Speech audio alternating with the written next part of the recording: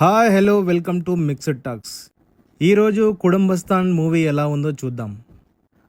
మా genuine reviews మీకు నచ్చినట్లయితే లైక్ చేయండి, షేర్ చేసి సబ్స్క్రైబ్ చేసుకోండి. ఈ వీడియోకి మినిమం నేను 1000 లైక్లు ఎక్స్పెక్ట్ చేస్తున్నాను. కుటుంబస్థాన్ అంటే ఫ్యామిలీ మ్యాన్ అని అర్థం. రీసెంట్ టైమ్స్లో గురక అంటే నాకు ఫస్ట్గా గుర్తొచ్చే మనిషి మణికందన్. అలాగే జై భీమ్ సినిమాలో ఎలుకలు పట్టేవాడి పాత్రలో మనోడు చాలా బాగా నటించాడు. జీవించేశాడు.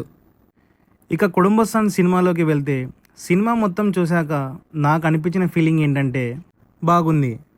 కథలోకి వెళ్తే హీరో ఒక ఇంటర్ కాస్ట్ అమ్మాయిని ప్రేమించి పెద్దలను ఎదిరించి రిజిస్టర్ ఆఫీస్లో పెళ్లి చేసుకుంటాడు. ఆ తర్వాత ఒక ఫ్యామిలీ మ్యాన్గా కుటుంబాన్ని పోషించడానికి ఎలాంటి సమస్యలను ఎదుర్కొంటాడు, ఆ సమస్యలను ఎలా ఫేస్ చేస్తాడు, అలా ఫేస్ చేసే క్రమంలో మరికొన్ని సమస్యల్లో ఎలా ఇరుక్కుంటాడు, తర్వాత ఏం జరిగిందనేదే ఈ సినిమా. ఈ సినిమాలో లోయర్ మిడిల్ క్లాస్ ఫ్యామిలీస్ యొక్క కష్ట నష్టాలను చాలా రియాలిటీగా చూపించడం జరిగింది. లోయర్ మిడిల్ క్లాస్ అంటేనే ఆదాయం 10 అయితే ఖర్చు 11, కోరికలు ఎక్కువ, ఆదాయం తక్కువ. ఈ విషయాలను చాలా న్యాచురల్గా చూపించడం జరిగింది. ఎంత న్యాచురల్గా అంటే మనం కూడా ఇలాంటి సమస్యలు ఫేస్ చేశాం కదా అనిపించింది.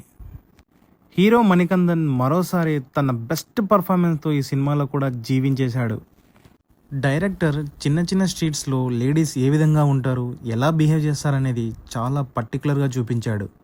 సినిమా నుంచి మనం ఏం నేర్చుకున్నాం అనేది వీడియో చివరిలో చెప్తాను. సినిమా కాస్త బోర్గా ఫోర్స్డ్ ఫన్నీ సీన్లతో స్టార్ట్ అయినా చివరకు వచ్చేసరికి సెంటిమెంట్ను కామెడీని మిక్స్ చేయడం వల్ల సినిమా చూసినందుకు గిట్టుబాటు అయింది. సినిమాలో సైలెంట్గా కూడా సెంటిమెంట్ అనే ఎమోషన్స్ని పండించవచ్చని ఈ సినిమా ద్వారా డైరెక్టర్ చూపించాడు. హీరో కడుపులో ఉన్న బిడ్డతో మరియు పుట్టిన తర్వాత మాట్లాడే మాటలు ఎమోషనల్గా చాలా బాగా వర్కౌట్ అయ్యాయి. డబ్బు సంపాదించకుంటే కన్న తల్లి నుంచి కట్టుకున్న భార్య వరకు రెస్పెక్ట్ ఇవ్వరనే విషయాన్ని కామెడీతో మిక్స్ చేసి తీసిన సీన్లు చాలా బాగా వర్కౌట్ అయ్యాయి. చివరి అర్ధగంట సినిమా అయితే చాలా బాగా నచ్చింది.